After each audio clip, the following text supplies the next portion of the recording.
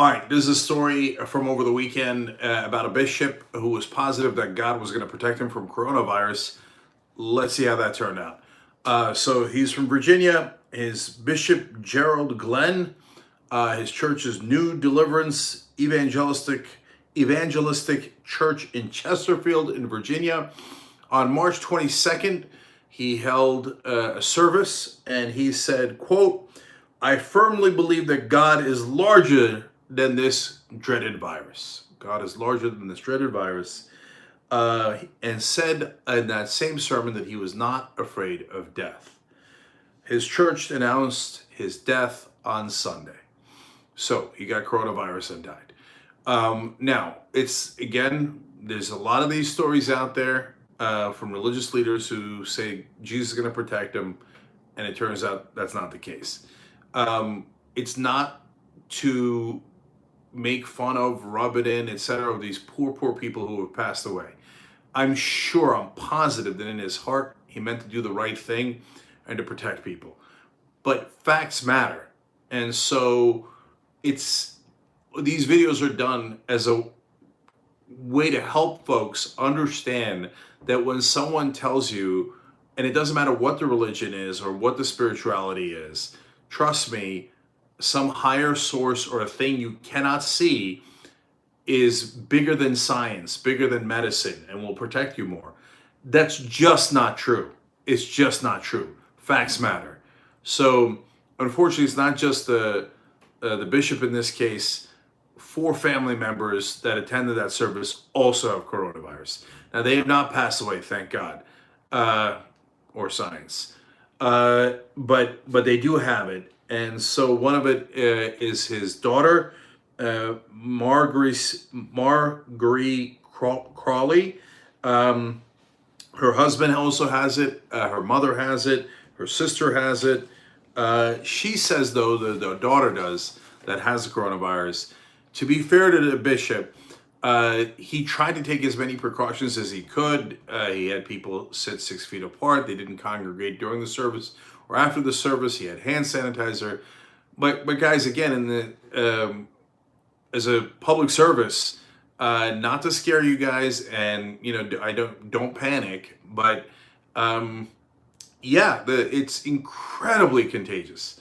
Just by breathing, talking, singing in the same room, you can get the virus. And so if they showed up without masks and they were in that enclosed space in the church, that alone could do it, and apparently did do it. And now, mind you, to be fair again to the bishop, it was March 22nd. By that time, some of us already knew how bad it was, but not everybody.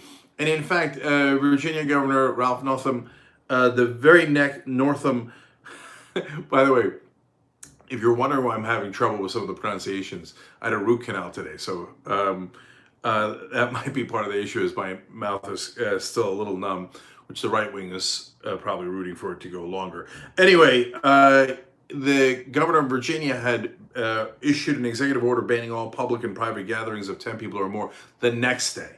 So it was a day before that. Now, at that point, again, people knew generally you should not go and gather, but the governor issued the warning, or the executive order, I should say, the day after the church gathering.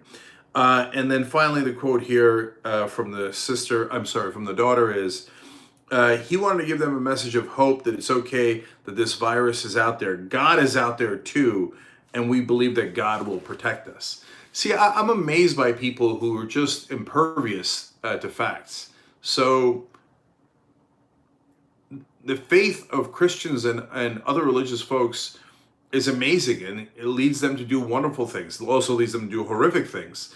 But you name it, whether it's Mother Teresa or Reverend Martin Luther King, or the nuns that protest nuclear weapons or peace, or just do wonderful good things for the needy and the poor, etc. So many wonderful things come out of that faith. But it's my job to tell you things that are true, and know in your parlance, God is not bigger than the virus.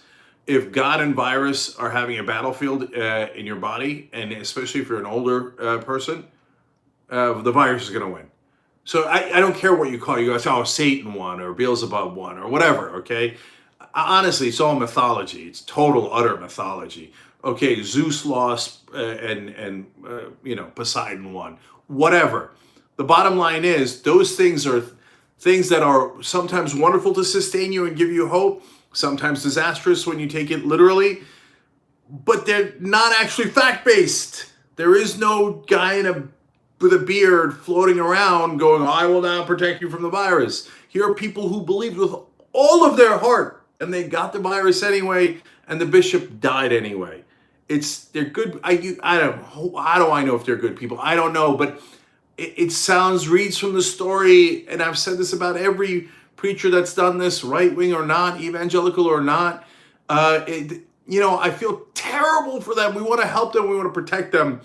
But God or Jesus or Muhammad or Moses or Buddha is not going to out-wrestle coronavirus.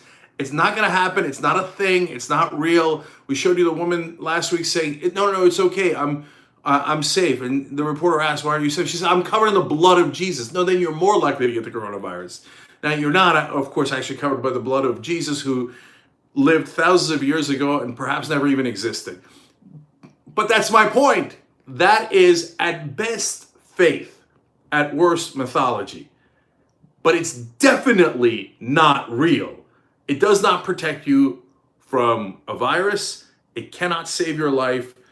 And I know it breaks my heart to tell some of you guys that, because you really, really do believe it and you're good people. And you think if I pray hard enough, it's got to work, because you got people who are sick and you want to have that hope and you want to have that faith. And go ahead and do all of that after the fact. But before the fact, the most important thing you have to understand is science. And so listen to the scientists first, listen to the doctors first, and then pray, and then have faith. But don't act as if your God or your prophet is going to save you from a virus or a disease that it has nothing to do with and can't help you with. After all of these thousands of years of people praying to God and thinking that they're going to be saved and not being saved and dying, still they believe. It's amazing. Their dad just passed away. They have coronavirus. She still believes that you should tell people to have hope that God will defeat the coronavirus. Why didn't God come to help your dad, who seemed like a nice guy, a good guy? Anyway, religious people, like the right wing, and that's why they mix so well oftentimes, are sometimes impossible to talk to because we talk in different languages. So, I say science, they say God works in mysterious ways. That's not a wash. One side is true and the other side isn't. But anyway, I love you guys. And most folks out there in the world are religious folks, and most of you do wonderful things and mean well. Please listen to scientists and doctors. They are correct. The man in the sky, you're only guessing at what he thinks. If you want proof of what he thinks, by the way, they asked him to show up and he didn't. Is that not proof of something? I don't know. It's I don't want to take your faith away. Just listen to the doctors and scientists and stay safe.